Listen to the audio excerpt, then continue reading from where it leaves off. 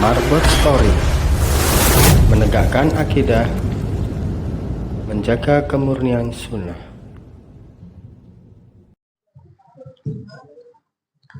Bismillahirrahmanirrahim. Yang saya hormati sesepuh Muhammadiyah Desa Beringin Kencana, Ayahanda Bapak Kunis, mudah-mudahan Allah Subhanahu wa Ta'ala memberikan keberkahan kepada beliau, baik hartanya maupun keluarganya. Amin. Yang saya hormati pimpinan cabang Muhammadiyah cabang Candipuro, yang dalam hal ini ada Pleno Ustaz Agus Soleh. Mudah-mudahan Allah memberikan kesehatan kepada beliau, keberkahan pada keluarga dan hartanya. Amin. Yang saya hormati Ayahanda pimpinan ranting Muhammadiyah Beringin Kencana, Ayahanda Mujiman. Mudah-mudahan Allah Subhanahu wa Ta'ala menjaga beliau, memberikan keberkahan pada ilmu dan keluarga juga harta beliau. Amin. Allahumma amin. Beserta juga plenonya yang tidak bisa saya sebutkan satu persatu, dan yang saya hormati, saya banggakan DKM Masjid Daitus Salam yang saya hormati, dan juga ada ibu-ibu yang tidak bisa saya sebutkan satu persatu, baik itu unsur Aisyah maupun Nasihatul Aisyah, dan bapak-bapak sekalian juga ibu-ibu yang berbahagia. Uhayyikum bitahiyatin islamiyah, tahiyatin min ahlil jannah, tahiyatin mahabbah wal ukhuwah. Assalamualaikum warahmatullahi wabarakatuh. Innal hamdalillah nahmaduhu wa nasta'inuhu wa nastaghfiruh wa na'udzu billahi min shururi anfusina wa sayyiati a'malina. May yahdihillahu fala mudilla lahu wa may yudlil fala hadiya lahu. Asyhadu an la ilaha illallah wahdahu la syarika lah wa asyhadu anna Muhammadan abduhu wa rasuluh. Allahumma salli wa sallim ala nabiyyina wa habibina wa syafi'ina wa maulana Muhammad sallallahu alaihi wasallam wa ala alihi wa ashabihi wa man tabi'ahum bi ihsanin ila yaumil qiyamah. Amma ba'd. Pripun kabare Bapak Ibu sedaya? Panen Bapak Ibu sedaya? Alhamdulillah. Sing panen nggih, enten sing boten panen lan dereng panen. Alhamdulillah. Moga Bapak Ibu sedaya kula lan panjenengan sami tansah ngujuaken raos puja lan puji syukur kula panjenengan sami ing ngarsanipun Allah Subhanahu wa Ta'ala. Ing dalu menika Allah Subhanahu wa Ta'ala tansah pinaring dhateng kula lan panjenengan sami dinten-dinten kenikmatan, yang mana apabila kita hendak menyebutkan kenikmatan yang diberikan Allah, sebuah keniscayaan kita tidak mampu untuk menyebutkannya, maka mestinya terhadap nikmat yang tidak bisa kita menyebutkannya saja, maka hendaknya kita senantiasa basahi lisan kita ini dengan untayan kata-kata syukur kehadirat Allah Subhanahu wa Ta'ala. Selanjutnya, selawat dan salam adalah senantiasa kita sanjung agungkan kepada junjungan Nabi besar kita Muhammad sallallahu alaihi wasallam, insan mulia yang senantiasa kita nantikan syafaatnya di yaumil kiamat kelak. Mudah-mudahan kemudian kita tercatat sebagai umat beliau yang benar-benar nanti di akhirat berhak mendapatkan syafaat beliau. Amin. Allahumma amin. Bapak Ibu rahimani wa rahimakumullah, sebelum kita lanjutkan kajian kita yang bertemakan As-Sirah An-Nabawiyah, ada satu mukadimah terlebih dahulu mengawali. Bapak Ibu rahimani wa rahimakumullah, kita ditakdirkan oleh Allah Subhanahu wa Ta'ala yang hari ini kita, misalnya saya Muhammad Syahid atau Ayahanda Mujiman atau Ayahanda Pak Kunis, itu dicipta oleh Allah Subhanahu wa Ta'ala dengan dua unsur. Kita manusia diciptakan oleh Allah Subhanahu wa Ta'ala dengan dua unsur, yaitu yang kita pahami adanya unsur jasmani dan rohani.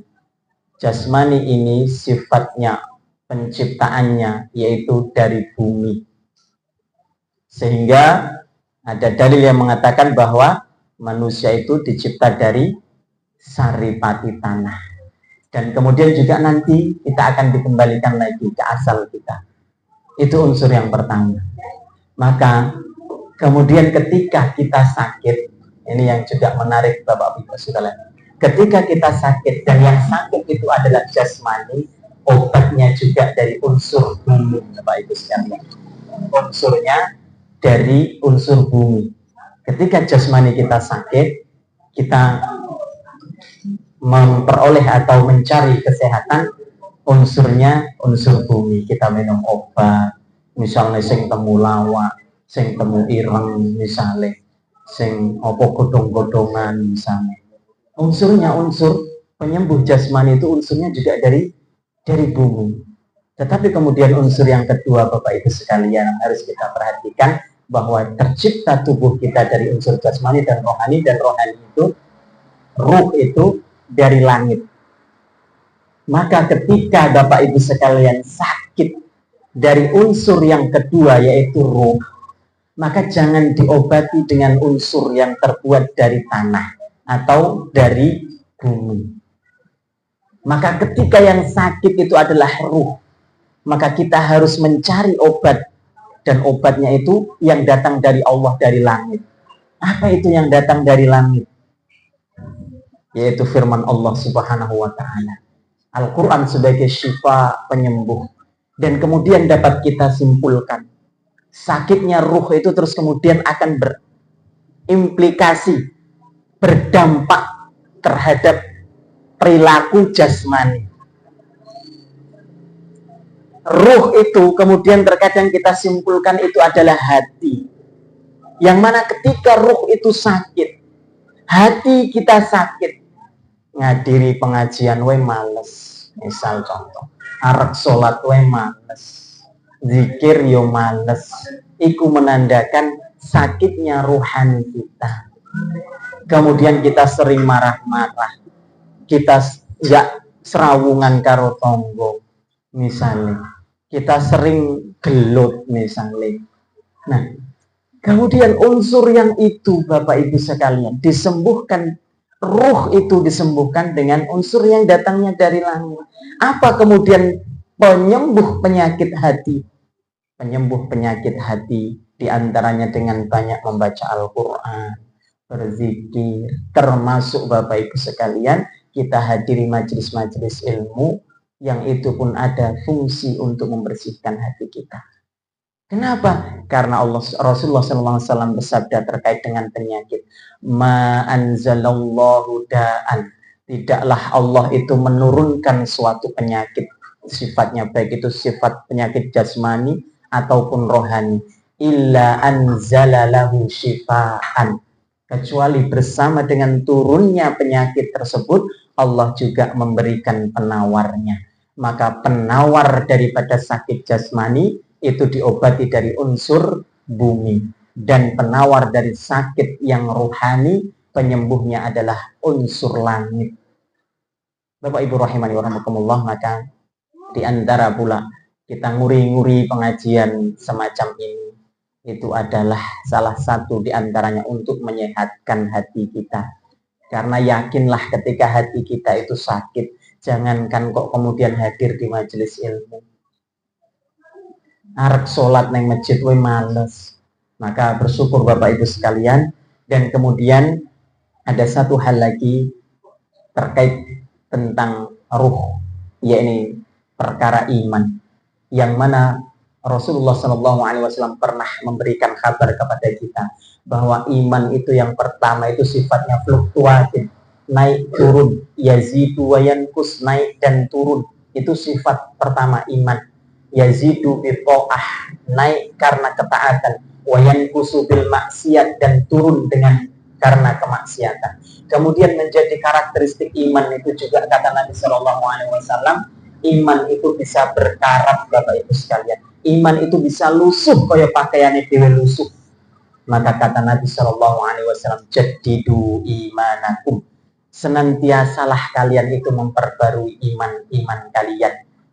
Salah satu di antara yang resep oleh Rasulullah, perbanyaklah mengucapkan kalimah thayyibah, kalimah la ilaha illallah, kata Nabi SAW. Itu salah satu cara kita untuk memperbarui iman kita setelah iman kita lusuh. Misalnya kelambine dhewe lusuh ya digosok, kelambine dhewe penuh kotoran ya dicuci, Mas. Nah, mencuci iman kita, memperbarui iman kita dengan memperbanyak ucapan kalimat thayyibah la ilaha illallah. Bapak Ibu rahimani wa rahimakumullah, itu mukaddimah yang mudah-mudahan kemudian bisa memberikan tasjid, penyemangat bagi kita untuk kemudian kita rutinkan kita menghadiri majelis-majelis ilmu, rutinkan kita untuk bersilaturahim. Bapak Ibu rahimani wa rahimakumullah, kita akan melanjutkan tema kajian kita As-Sirah An-Nabawi maupun kitabnya Syekh Safiur Rahman Al-Mubarakfuri Ar-Rahiqul Maktub. Kita sampai di Khulasah Ad-Dauril Awal. Qala al-muallifu rahimahullahu ta'ala, berkata sang penulis, Khulasatud Dauril Awal, ringkasan dari periode pertama. Sayyiduna, jadi Bapak Ibu sekalian, di sini di periode pertama dari man Sayyiduna Muhammad sampai dengan kemarin terakhir kita hayatuhu qablar risalah, kehidupan Nabi sebelum datangnya risalah, ini diringkas oleh penulis. Diringkas, yang tujuan meringkasnya itu agar kita itu ingat apa yang sudah kemarin kita pelajari, itu ingat. Maka di sini penulis meringkas sebelum kemudian memasuki ad-daurus tsani, sebelum memasuki periode kedua, yang dimana nanti di periode kedua itu Nabi Shallallahu Alaihi Wasallam itu sudah mendapatkan SK. Apa itu Bapak Musliman SK? Surat keputusan. SK apa? SK PNS? Bukan. SK apa? SK Menteri? Bukan. SK apa? SK Bupati? Bukan. Lah SK Presiden, lebih daripada itu semua, yaitu SK kenabian. Surat keputusan yang datang dari Allah untuk Rasulullah, ternyata ada SK-nya juga, kenabian itu. Apa itu SK kenabian nanti akan kita gali di periodisasi Rasulullah nanti di Ad-Daurus Tsani. Sekarang agar kita mengingat apa yang periode pertama sudah kita pelajari, maka di sini penulis menuliskan Khulasatud Dauril Awal, ringkasan dari periode pertama. Sayyiduna Muhammad bin Abdullah wa Aminatul Qurasyiyah wa akhirul anbiya wa Rasulullah ila jami'in nas liya'budullaha wahdahu wa la yusyriku bihi syai'an. Ini yang perlu kita ingat Bapak Ibu sekalian, bahwa Nabi Muhammad SAW itu adalah putranya Abdullah, dan ibunya bernama Aminah Al-Qurasyiyah. Beliau itu adalah nabi terakhir. Beliau itu adalah akhirul anbiya. Beliau itu adalah akhir atau penutup para nabi, sebagaimana firman Allah Subhanahu wa taala dalam Quran surah Al-Ahzab, "Maka Muhammadun aba ahadum mir rijalikum walakin Rasulullah wa khataman nabiyyin." Dan Muhammad itu bukanlah sekali-kali bapak dari salah seorang di antara kalian. Maka Muhammadun aba ahadum mir rijalikum walakin Rasulullah, tetapi Muhammad itu adalah utusan Allah wa khataman nabiyyin, dan penutupnya para nabi. Kemudian Rasulullah itu juga diutus oleh Allah Subhanahu wa taala kepada seluruh bangsa, kepada seluruh ras manusia, tidak hanya bangsa Arab saja, tidak hanya bangsa atau kaum Quraisy saja. Kemudian juga beliau diutus sebagai rahmat bagi semesta alam. Wa ma arsalnaka illa rahmatan lil alamin, kata Allah Subhanahu wa taala, dan tidaklah aku mengutusmu wahai Muhammad illa rahmatan lil alamin, kecuali rahmat bagi seluruh alam. Kemudian wa qad wulida sallallahu alaihi wasallam bi Makkah yaumal itsnain ats-tsaniya asyara min Rabiul Awal. Dan sungguh Muhammad itu wulida, telah dilahirkan, yaitu di Makkah, di Mekah, yaumal itsnain, pada hari Senin, tanggal ats-tsani asyara 12 min Rabiul Awal, dari atau bulan Rabiul Awal. Bapak Ibu rahimani wa rahimakumullah, terkait kelahiran Nabi Shallallahu alaihi wasallam sesungguhnya ada perbedaan. Tetapi yang kemudian masyhur di kalangan kita, masyhur di kalangan kaum muslimin, itu Rasulullah itu lahir tahun atau tanggal 12 Rabiul Awal. Tetapi di kitabnya Syekh Safiur Rahman Al-Mubarakfuri, beliau menyebutkan, berkeyakinan bahwa Nabi itu bukan lahir tanggal 12 Rabiul Awal, tetapi Rasulullah itu lahir tanggal 9 Rabiul Awal. Tetapi kemudian menjadi masyhur di kalangan kita, yang kemudian juga diperingati, itu tanggal 12 Rabiul Awal. Nah, maka kemudian Peringatan-peringatan itu kemudian lebih menitikkan di tanggal 12 Rabiul Awal. Adapun tahunnya, tahun gajah, tidak ada perselisihan. Kenapa disebut tahun gajah? Ada sebuah peristiwa yang besar yang menjadi gini aja. Ketika misalnya kita bertanya kepada mbah-mbah kita, mbah jenengan lahir kapan sih mbah? Boleh, aku gak ngerti. Tapi biyen ki aku lahir ki pas gestop. Nah, misalnya pas musim misalnya peceklik atau musim kemarau panjang, nah, misalnya gitu. Nah, nanti bisa kita lacak bahwa gestop itu tahun 65. Nah, maka kemudian peristiwa kenapa dijadikan tonggak sebagai tahun peristiwa gajah itu, karena itu adalah sesuatu yang luar biasa, sesuatu yang besar, sehingga kemudian dikenang, dicatat, maka tahun itu adalah tahun gajah. Kapan kemudian dari peristiwa itu Nabi dilahirkan? Syekh Safiur Rahman Al-Mubarakfuri mengatakan bahwa Nabi itu lahir setelah 50 hari dari peristiwa gajah tersebut. Syekh Safiur Rahman Al-Mubarakfuri mengatakan demikian. Tetapi ada ulama yang lain seperti yang dikutip oleh Al-Imam Az-Zahabi dalam kitabnya Syiar Alam An-Nubala. Ada ulama yang lain yang mengatakan bahwa Nabi itu dilahirkan 30 hari atau 40 hari setelah peristiwa gajah. Peristiwa tadi, Pak. Wa kana waliduhu qad tuwfiya qabla wiladatihi, dan sungguh bapaknya yaitu Abdullah itu sudah wafat ketika Nabi belum dilahirkan. Wa dufina bil Madinah, dan kemudian dikuburkan di Madinah. Farabbathu ummuhu, maka kemudian setelah wafatnya bapaknya maka lahir Muhammad, maka ibunya merawatnya. Wa arda'athu ba'da ummihi Suwaibatul Aslamiyah, kemudian setelah ibundanya menyusui, maka orang kedua yang menyusui Muhammad sallallahu alaihi wasallam itu adalah Suwaibatul Aslamiyah. Siapa itu Suwaibah al-Aslamiyah? Suwaibah al-Aslamiyah itu adalah budaknya Abu Lahab. Saking senangnya Abu Lahab. Siapa Abu Lahab? Abu Lahab itu adalah pamannya Nabi.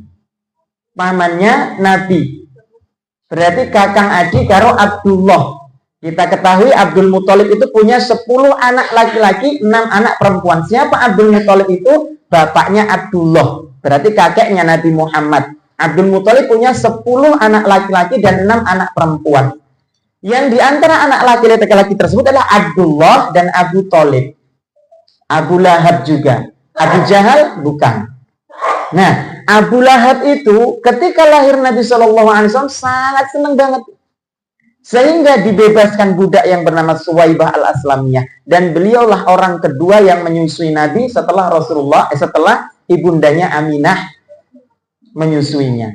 Lalu kemudian, apa itu Aslamiyah? Aslamiyah itu adalah marga, suku, kabilah. Suwaibah nama aslinya, Al-Aslamiyah itu adalah kabilahnya, sukunya, dari suku Aslam. Terus kemudian Summa Halimatus Sa'diyah. Lalu kemudian setelah disusui oleh Suwaibah Al-Aslamiyah, yang menjadi kemudian kebiasaan bangsa Arab, yaitu mencarikan ibu susu bagi anak-anak mereka. Maka ketemulah Rasulullah SAW dengan ibunda susu, yaitu Halimah As-Sa'diyah. Halimah dari Bani Sa'ad bin Bakar.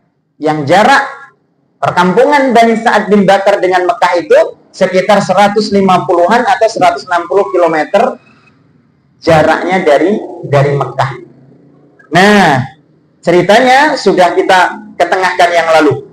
Wa fis sadisati fi ummihi tuwfiyat ummuhu bil abwa. Lalu kemudian singkat cerita ini karena ini khulasah tadi, maka kemudian setelah masa penyusuan dengan Halimah As-Sa'diyah 2 tahun sempurna, dikembalikan Muhammad itu kepada Aminah, lalu diminta lagi oleh Halimah sampai kemudian usia 4 tahun, sampai ada peristiwa pembelahan dada, lalu Halimah itu takut terjadi sesuatu dengan Muhammad, maka dikembalikan Muhammad kecil yang usia 4 tahun tersebut kepada ibundanya. Maka kemudian ibundanya tersebut mengasuh beliau. Sampai kapan? Sampai usia 6 tahun. Dan di usia 6 tahun tersebut, Aminah mengajak Muhammad untuk mengunjungi keluarga bapaknya, yaitu Abdullah yang ada di Madinah sekaligus berziarah kubur di kubur bapaknya. Nah, ternyata sudah sampai 1 bulan di Madinah, mau pulang ibundanya tadi bersama Muhammad kecil dan pembantunya Ummu Aiman, dikatakan oleh yang lain bahwa Abdul Muthalib ikut. Dikatakan dalam riwayat yang lain. Lalu kemudian sampai di Abwa, Aminah itu sakit. Lalu kemudian meninggal di Abwa dan dikuburkan di situ. Ainal Abwa, di mana Abwa itu? Abwa itu adalah qaryah baina Makkah wa Madinah. Sebuah desa yang letaknya di antara Mekah dengan Madinah. Wa dufinat bil Abwa. Lalu kemudian ibundanya yaitu Aminah dikuburkan di situ. Lalu kemudian Muhammad kecil pulang ke Mekah. Dengan siapa? Dikisahkan tadi ada yang mengatakan dengan Abdul Muthalib. Kemudian ada yang menceritakan bersama Ummu Aiman. Siapa Ummu Aiman? Ummu Aiman itu adalah pembantunya Abdullah atau bapaknya Nabi Muhammad. Lalu kemudian wa fis saminati min umrihi tuwfiya jadduhu wa hadanathu Ummu Aiman wa kafalahu jadduhu. Kemudian dibawa ke Mekah oleh Ummu Aiman. Lalu kemudian Rasulullah setelah ditinggal wafat oleh ibunya selama 2 tahun, kemudian diasuh oleh kakeknya yang bernama Abdul Muthalib. Wa fis saminati min umrihi, dan di usia yang ke-8 min umrihi, dari umurnya, tuwfiya jadduhu, meninggal kakeknya. Fakafalahu ammuhu Abu Thalib. Lalu kemudian Muhammad itu diasuh oleh pamannya. Jadi Masya Allah Bapak Ibu sekalian, ini salah satu hikmah besar dengan mempelajari As-Sirah An-Nabawiyah. Seandainya Bapak Ibu sekalian di antara kita ada yang merasa bahwa fitnah atau ujian atau cobaan yang diberikan Allah kepada kita itu kok rasa-rasanya gede tenan, kok rasa-rasanya nggak enak wong sing diuji kaya ujianku, maka ndelok Nabi Muhammad. Kalau misalnya kita tidak pernah melihat bapak kita, misalnya kita ditinggal wafat oleh bapak kita sejak kecil, itu kemudian menjadikan diri kita nelongso misalnya, lalu kemudian kita usia SD ditinggal wafat oleh ibu kita sehingga kita dalam bahasa kita yatim piatu, sehingga tambah nelongso. Lihatlah kehidupan Nabi Shallallahu Alaihi Wasallam. Tidak ada manusia yang diuji lebih besar dari ujian para nabi dan rasul. Dan tidak ada satu ujian pun yang ditimpakan Allah kepada manusia kecuali itu sudah diberikan oleh Allah kepada Rasulnya. Artinya, tidak ada orang yang selengkap Rasulullah ujiannya. Kenapa Nabi kok demikian? Itulah kemudian salah satu fungsinya dan hikmahnya, di mana Nabi itu kemudian menjadi panutan dalam semua hal. Dalam semua lini, Rasulullah itu tidak ada cacat sedikit pun. Panutan dan dapat dijadikan hikmah. Inilah maka kemudian tidak ada satu pun musibah atau ujian yang ditimpakan kepada kita kecuali itu sudah diberikan. Rasulullah tidak bisa melihat wajah bapaknya. Usia 6 tahun ditinggal wafat ibunya. Kemudian kalau misalnya kita nelongso, kita tidak diasuh oleh bapak ibu kita dikekeng bayi dewe. Lihatlah Muhammad. Dia usia 6 tahun diasuh oleh kakeknya. Kakeknya meninggal diasuh oleh pamannya. Kalau kita misalnya kemarin merasa rumongso, nelongso, nggak diopeni bapak dewe jahat misalnya. Nelongso dewe, lihatlah bagaimana kehidupan Nabi Shallallahu Alaihi Wasallam. Kita lanjutkan Bapak Ibu sekalian. Wa fit tasi'ati min umrihi safara ma'a ammi Abi Thalib ila Syam. Dan di usia yang ke-9 tahun, ada yang mengatakan, di Khulasah Nurul Yakin ini dikatakan usia 9 tahun. Nanti ada riwayat yang mengatakan di usia 12 atau 13 tahun. Rasulullah SAW diajak pamannya Safaro pergi berdagang. Kemana? Ke Syam. Wa ra'ahu bahira ar-rahibu fa'arafahu. Dan kemudian ketika sampai di Basra, sebuah daerah yang sudah masuk Syam, di situ ada rahib, ada pendeta yang bernama Bahira yang kemudian mengerti apa? Bahwa ada sosok yang dengan tanda-tandanya itu adalah seorang nabi. Maka kemudian Bahiro memperingatkan kepada Abu Thalib agar tidak melanjutkan perjalanannya, agar kembali ke kampung halamannya karena takut apa? Takut adanya orang-orang yang jahat yang akan menghalangi beliau. Maka kemudian beliau kembali dengan nasihat pendeta tersebut. Wa fil khamisati wal 20 min umrihi safara fi tijarati li sayyidati Khadijah. Wa fi al khamisah, dan di 5 wal 20 dan 20, artinya 25 min umrihi dari umurnya, safara berjalanlah atau safarlah siapa? Rasulullah fi tijaratin, dengan membawa perdagangan li sayyidati Khadijah, dengan membawa dagangan seorang janda yang bernama Khadijah. Maka itu adalah perjalanan internasional yang kedua.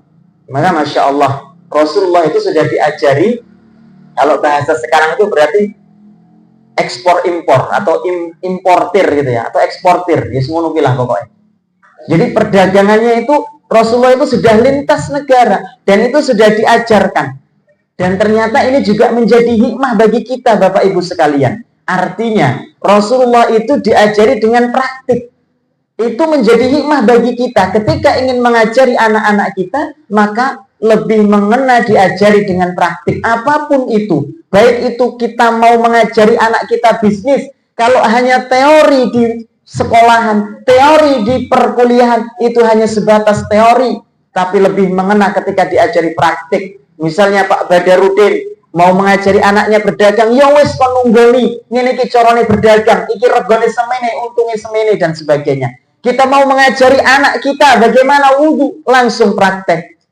Ada hikmahnya. Maka itu Nabi di usia 9 atau 13 tahun dalam riwayat yang lain sudah diajari berdagang oleh Abu Thalib. Dan ternyata di usia yang masih sangat muda, di usia 25 tahun, Rasulullah sudah mandiri, sudah berdagang internasional sendiri, sudah pergi ke Syam sendiri, yang jarak Mekah ke Syam itu lebih dari 1000 kilometer. Lintas negara Bapak Ibu sekalian perdagangan beliau. Kemudian wa ba'da ruju'ihi bi syahraini tazawwaja biha. Dan setelah Rasulullah 2 bulan dari membawa dagangan Khadijah, ternyata sang karyawan tadi diangkat menjadi suami, jadi bos Muhammad yang karyawan akhirnya jadi bos. Nah, kemudian wa ba'da ruju'ihi bi syahraini tazawwaja biha wa kana umruha, dan adalah umurnya itu kembali kepada Khadijah, yaitu arba'ina sanah, 40 tahun. Bukan anak kene 40 tahunnya tuwek urung, Bu.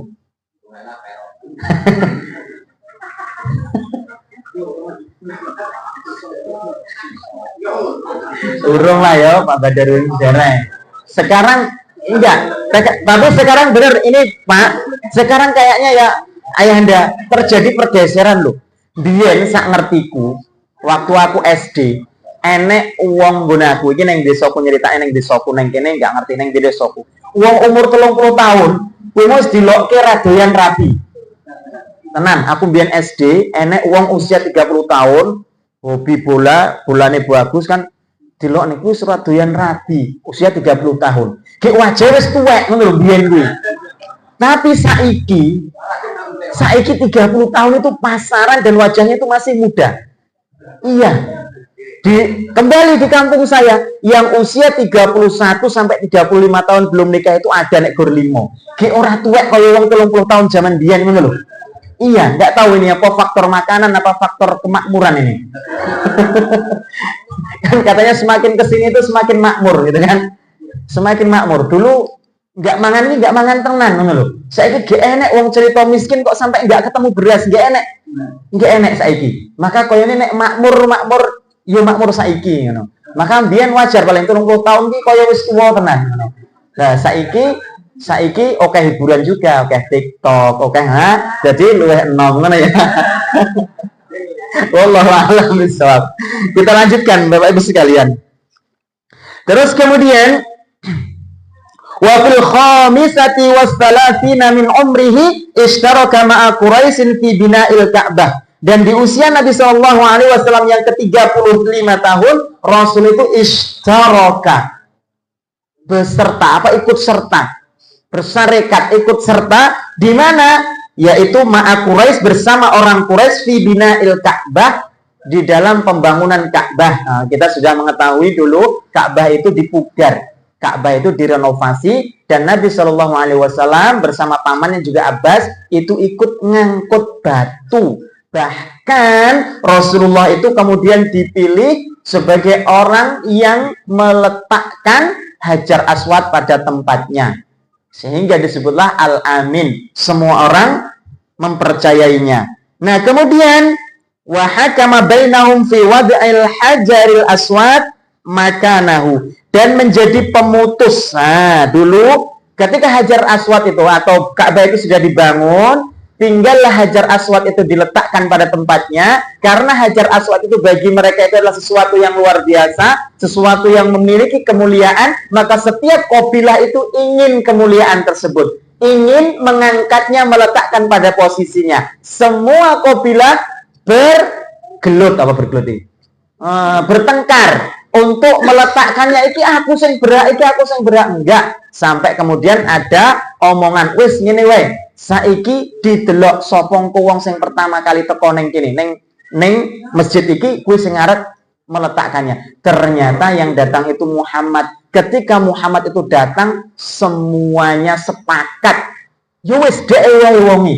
Tapi ternyata kebijaksanaan Nabi Muhammad, Pak, wis dikei wenang, wis dikei kewenangan, ternyata juga enggak sewenang-wenang. Inilah beliau luar biasanya. Sekali lagi, tidak ada sisi celah negatifnya bagi diri Muhammad, dan tidak ada sisi sedikit pun kecuali bisa diambil hikmah dari sosok beliau. Apa? Beliau sudah diberikan kebijakan, beliau sudah diberikan wewenang. Semua sudah sepakat bahwa yang akan meletakkan Hajar Aswad pada tempatnya itu adalah Muhammad. Semua sudah sepakat. Sudah nggak ada yang gelut di antara mereka.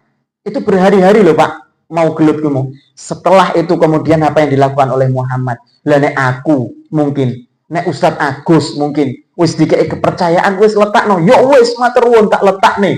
Nah, kan? Tetapi tidak seperti itu dengan Nabi Muhammad. Beliau memuliakan orang yang perlu dimuliakan. Beliau mengambil ridak, selendang.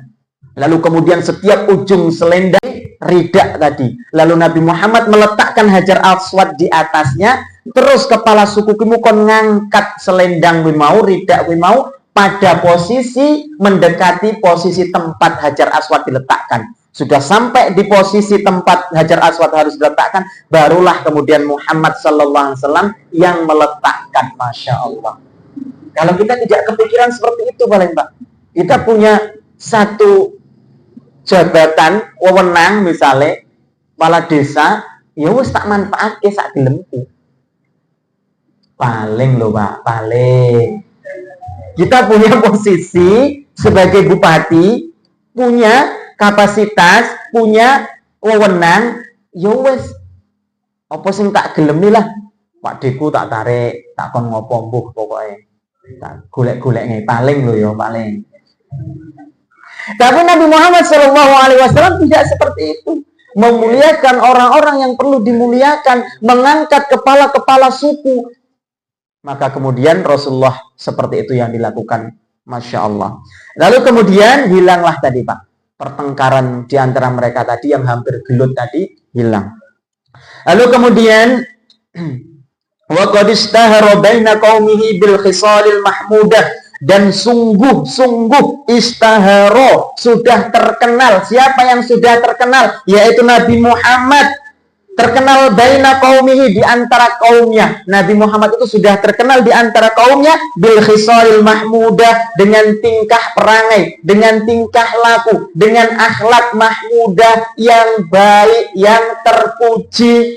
Terus kemudian wa kanu yuhibbunahu wa yahtarimunahu, dan adalah mereka semua itu mencintai Nabi Muhammad dan memuliakan Nabi Muhammad. Hatta laqabuhu bil amin, sehingga Nabi itu dilakopi, dijuluki dengan al-amin yang terpercaya. Wa qad hafizahullahu min a'malil jahiliyah, dan sungguh Nabi Muhammad itu sudah dijaga, hafizahullah, sudah dijaga oleh Allah Subhanahu wa taala. Dijaga dari apa? Dijaga dari a'malil jahiliyah, dari perangai-perangai, dari perbuatan-perbuatan jahiliyah yang dulu dilakukan oleh orang-orang jahiliyah. Apa itu perangai jahiliyah?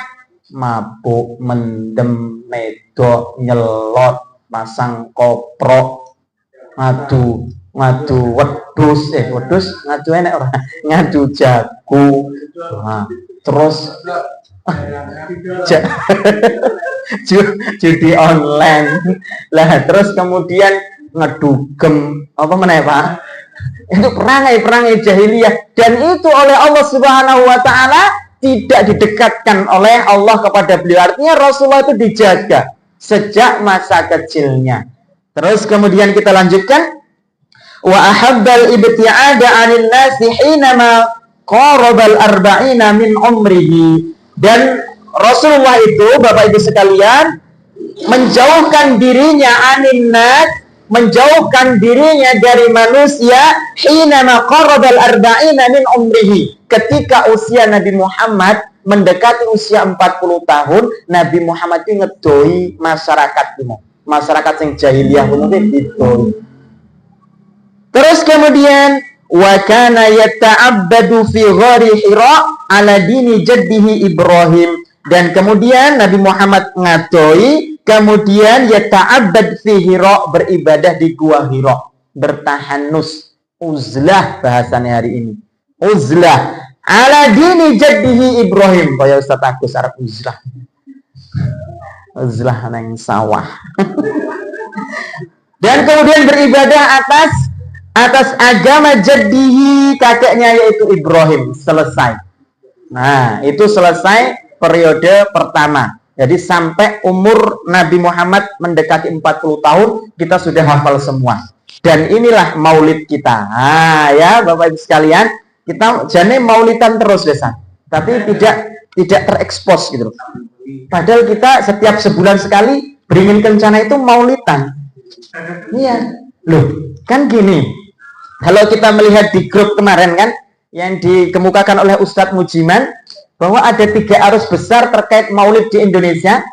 Arus yang pertama itu yang mengharamkan secara mutlak bid'ah maulid itu, yaitu dari kalangan salaf atau salafi. Kemudian aliran yang kedua, arus yang kedua, yaitu Muhammadiyah. Yang Muhammadiyah itu menurut Ustadz Mujiman, beliau menyebutkan dalam fatwa, buku Fatwa Muhammadiyah jilid 4, dikatakan bahwa di situ Muhammadiyah itu ngomong maulidmu ya gak enak dalile, ngono. Tetapi juga tidak melarang ketika wong Muhammadiyah mulutan, arep cangkeman itu enggak apa-apa. Tetapi ada catatannya. Maksudnya nek arep mulutan asal itu memberi implikasi yang positif, memberi dampak yang baik. Contoh beliau menyebutkan misalnya pas 12 Rabiul Awal atau bulan Rabiul Awal lahirnya Nabi mau, kemudian Muhammadiyah beringin kencana ngadakne bakti sosial, misalnya kan seperti itu, memberi manfaat. Atau kata beliau mengadakan kajian mulutan koyo sebelah ora apa-apa, tapi yang dikaji kan gitu, yang dikaji perihal sunnah-sunnah Nabi itu pertama. Atau kedua, mengkaji biografi Nabi Muhammad Shallallahu Alaihi Wasallam. Itu kata beliau, itu enggak popon. Itu enggak popo. Adapun alur atau arus yang ketiga, yaitu yang menyunahkan atau mewajibkan maulid itu tadi. Nah, itu yang saudara kita sebelah. Nah, maka janjane dewi kemuki wis mulutan setiap bulan sekali ya. Jadi kalau enggak, kajian kita besok dibikin jangan sirah nabawiyah tadi ya. Maulid Nabi, memperingati Maulid Nabi kajiannya. Temanya memperingati Maulid Nabi. Nah, ini biar ada hal yang berkesan, saya dikasih tulisan oleh Ustadz Kurniawan. Beliau alhamdulillah adalah orang yang bagus dalam bahasa Arabnya, yang mungkin ini nanti ada manfaatnya bagi kita. Di mana sih akar kata, dari mana sih akar kata maulid itu diambil gitu kan. Nah, maka kita sering sharing dengan Ustadz Kurniawan dan beliau memberikan satu akar kata di mana maulid itu berasal dari kata walada yalidu. Walada yalidu wiladatan fahuwa walidun wa dzaka mauludun lid la talid maulidan miladan. Nah, jadi maulidan maulid kui mau kata Ustadz Kurniawan adalah isim makan dan isim zaman. Jadi kui mau ki nama tempat atau nama waktu. Artinya maulid kui mau diartikan kalau itu isim makan berarti tempat kelahiran Nabi, atau isim zaman yaitu waktu kelahiran Nabi. Dan Bapak Ibu sekalian, kita tidak bisa memisahkan loh antara waktu dengan tempat, itu tidak bisa dipisahkan. Maka inilah kehebatan bahasa Arab ya, yang memang maulidan sama, isim makan dan isim zaman itu sama. Masya Allah bahasa Arab itu ya. Dan inilah Masya Allah, alhamdulillah kita punya ustadz-ustadz yang kapasitas bahasa Arabnya bagus seperti Ustadz Kurniawan. Maka alhamdulillah Ustadz Kurniawan sudah dijadwal juga di sini ya Anda ya, menggantikan Ustadz Hamid. Nanti perihal bahasa Arab bisa ditanya ke beliau, dan ini saya nanya ke beliau. Jadi inilah akar katanya maulidan. Nah, nanti itu berarti Pak Sato diganti judul kajian kita yang pekan ketiga maulid, peringati maulid Nabi. Kok nak ditekoi sebelah kan dan penasaran.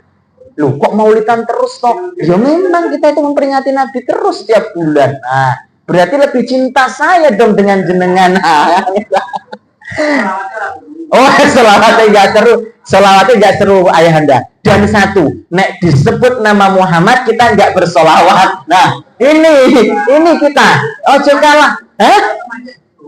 Ini kelemahan kita. Nanti ketika disebut nama Muhammad, ya Sallallahu Alaihi Wasallam. Gitu ya, Bapak Ibu sekalian. Sudah Isya ya? Sudah Isya ya Anda? Kita sebenarnya mau menambah ke periode kedua Ad-Daurus Tsani, tapi kita cuplikkan saja. Ini tadi ringkasan periode pertama. Dan di periode kedua, sebagaimana saya tadi sudah mengatakan, bahwa di periode kedua ini adalah rentan waktu di mana Rasulullah itu sudah mendapatkan SK. Jadi detik-detik Rasulullah itu mendapatkan SK kenabian. Nah, di mana beliau di sini menulis Syekh Omar Abdul Jabbar Ad-Daurus Tsani, periode kedua min hayati Rasulullah sallallahu alaihi wasallam, dari kehidupan Nabi Muhammad sallallahu alaihi wasallam, bada'u nuzulil wahyi, awal mula turunnya wahyu. Ini pembahasan pertama, pembuka di periode kedua, sampai kemudian Nabi bagaimana mendapatkan wahyu. Apa langsung turun Quran surah Al-Alaq 1-5, atau ada yang mengawali sebelum turunnya itu. Lalu kemudian apakah Rasul langsung berdakwah dengan turunnya SK kenabian atau nunggu SK kerasulan? Maka insya Allah akan kita bahas pada kesempatan yang akan datang biidnillahi ta'ala. Mohon maaf yang sebesar-besarnya apabila ada perkataan yang kurang pas, kurang berkenan di hati Bapak dan Ibu sekalian. Dan saya mohon ampun kepada Allah apabila ada kutipan hadis, kutipan ayat atau makalah kaulnya para ulama yang saya bacakan dan itu ternyata salah. Astaghfirullahaladzim. Aqulu qawli hadza astaghfirullah li wa lakum wa lisairil muslimina wal muslimat fastaghfiruhu innahu huwal ghafurur rahim. Nun wal qalami wa ma yasturun. Billahi taufiq wal hidayah. Wassalamualaikum warahmatullahi wabarakatuh.